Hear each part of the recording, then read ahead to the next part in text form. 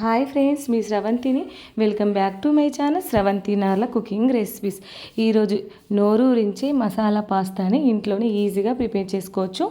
ఈ pasta recipe చిన్నపిల్లల నుండి పెద్దవాళ్ళ దాకా అందరూ ఇష్టంగా తింటారు. చాలా ఘాటుగా తీయగా స్పైసీగా చాలా బాగుంటుంది. ఇది మార్నింగ్ బ్రేక్ఫాస్ట్గా, లేదంటే నైట్ డిన్నర్గా, లేదంటే ఈవినింగ్ స్నాక్స్గా ఒక్కసారి ఈ మసాలా పాస్తాని ట్రై చేయండి. చాలా బాగుంటుంది. వీడియో ప్రాసెస్లోకి వెళ్ళే ముందు మన ఛానల్ని సబ్స్క్రైబ్ చేసుకోండి. ఇక్కడ నేను ఒక బౌల్లో సగాని వరకు వాటర్ తీసుకొని స్టవ్ ఆన్ చేసి స్టవ్ మీద పెట్టేశాను. ఇలా వాటర్ మరుగుతున్నప్పుడు ఒక ½ టీ స్పూన్ వరకు సాల్ట్, 1 స్పూన్ వరకు ఆయిల్ వేసేసుకోవాలి. వాటర్ మరిగిన తర్వాత నేను ఒక బౌల్ నిండా పాస్తాని అయితే తీసుకుంటున్నాను. ఇందులో మనం ఆయిల్ ఎందుకు వేయాలి అంటే అతుక్కోకుండా బాయిల్ అయ్యేటప్పుడు పాస్తా ఒకదానికి ఒకటి అతుక్కోకుండా ఉంటుంది కాబట్టి మనం ఆయిల్ అయితే కంపల్సరీ వేసుకోవాలి. సాల్ట్ అనేది కూడా మనం వేస్తాం కాబట్టి మన తర్వాత తాలింపు వేసేటప్పుడు సాల్ట్ తక్కువగా వేసేసుకోవాలి. ఈ పాస్తాని అయితే మరీ మెత్తగా ఉడికించరాదు, అలాగని మరీ గట్టిగా కూడా ఉడికించరాదు. మెత్తగా ఉడికితే పాస్తా అనేది టేస్ట్గా ఉండదు. 80% అయితే పాస్తాని చక్కగా ఉడికించుకున్న తర్వాత స్టవ్ ఆఫ్ చేసి ఇలా స్ట్రెయినర్తో వాటర్ లేకుండా వడగట్టుకోవాలి. ఇలా పైనుండి చల్లటి వాటర్ పోసేస్తే పాస్తా విడివిడిగా అయిపోతుంది, చల్లారిపోతుంది. చూడండి, ఈ విధంగా ఉడకాలి. ఇప్పుడు వీటిని పక్కన పెట్టేసుకున్నాను కదా. ఇప్పుడు ఇక్కడ నేను మీకు నచ్చిన వెజిటేబుల్స్ వేసుకోవచ్చు. ఇక్కడ సన్నగా చాప్ చేసిన ఆనియన్స్, వెల్లుల్లి, పచ్చిమిర్చి, క్యాప్సికము, టమాటో, కొత్తిమీర, కరివేపాకు ఇవన్నీ వీలైనంత వరకు సన్నగా కట్ చేసుకొని మనం రెడీగా పక్కన పెట్టేసుకోవాలి. ఇప్పుడు స్టవ్ ఆన్ చేసి నాన్ స్టిక్ కడాయిలో ఒక ½ కప్పు వరకు అయితే ఆయిల్ వేసేసుకోవాలి. ఇలా ఆయిల్ హీట్ అయిన తర్వాత 1 టీ స్పూన్ ఆవాలు, 1 టీ స్పూన్ జీలకర్ర, సన్నగా కట్ చేసుకున్న వెల్లుల్లి అండ్ పచ్చిమిర్చి, కరివేపాకు వేసేసి ఒకసారి వీటిని చక్కగా కలుపుకోవాలి.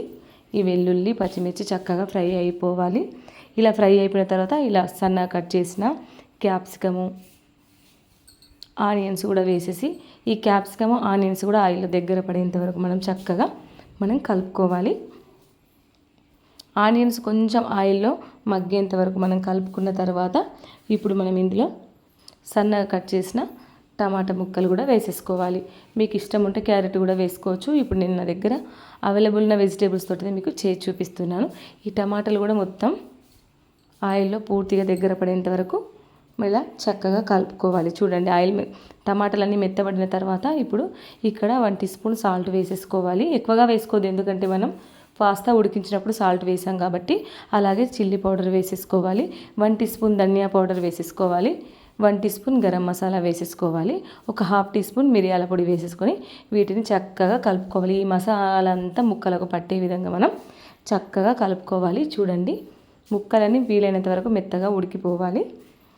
ఇప్పుడు ఇందులో ఒక ½ టీ స్పూన్ పసుపు వేసేసుకున్న తర్వాత ఒక 2 స్పూన్స్ వరకు టమాటా కెచప్ వేసుకోవాలి.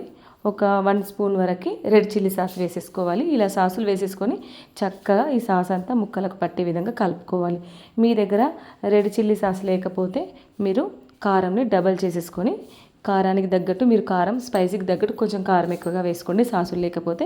ఇప్పుడు నేను ఒక చిన్న బౌల్ తోటి ఒక ½ బౌల్ అయితే వాటర్ పోసేసుకొని ఇప్పుడు ఇందులో సన్నగా తురిమిన కొత్తిమీర తరుగును వేసేసుకొని ఇప్పుడు ఉడికించిన పాస్తాని వేసేసుకొని మంచిగా చక్కగా ట్యాప్ చేసుకుంటూ కలుపుకోవాలి.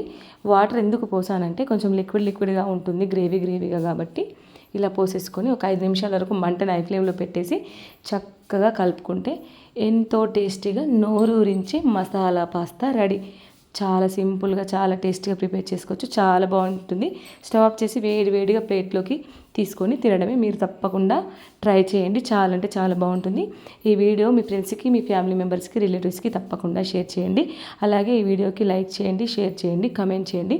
మీకు ఎలాంటి రెసిపీస్ కావాలన్నా కూడా నాకు కమెంట్ చేసి చూపిస్తాను. Thank you for watching. Bye.